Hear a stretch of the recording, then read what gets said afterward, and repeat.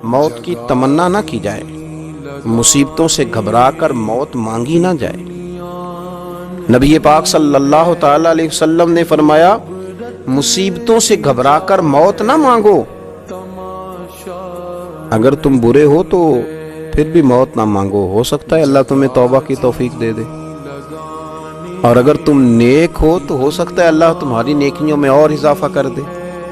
اور حضور سید عالم صلی اللہ تعالی علیہ وسلم فرمانے لگے، اگر تم نے کبھی دعا کرنی بھی ہو تو یہ بخاری میں موجود ہے، تو فرمایا یوں دعا کرنا کہ اے اللہ جب تک میرے لیے زندہ رہنا بہتر ہے مجھے زندہ رکھ، اور فرمایا کہ جب میرا دنیا سے جانا بہتر ہے تو اللہ پھر تم مجھے اپنے فضل سے لے جا۔ یہ تو تم دعا کرو کہ اللہ جب تک تیری حکمت ہے مجھے رکھ، اور جب تیری حکمت کا تقاضا میرا جانا بہتر ہے تو پھر تو مجھے لے جا۔ لیکن مصیبتوں سے گھبرا کر، خوف کھا کر، یہ مسلمان کے اندر طاقت ہے۔ دیکھیں نا، لوگ گھبرا جاتے ہیں، بڑے بڑے امیر ملکوں کے اندر خودکشی بڑی عام ہے، اس لیے کہ وہ گھبرا گئے۔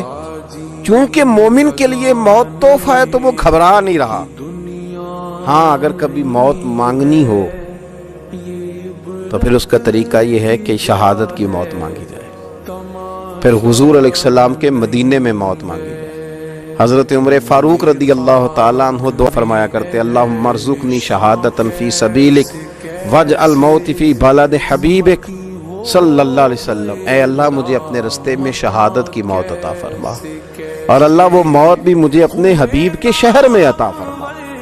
تو موت مصیبت سے گھبرا کے نہیں مانگے، بلکہ عرض کریں کہ اللہ شہادت کا مرتبہ عطا فرما، شہادت کا منصب نصیب فرما۔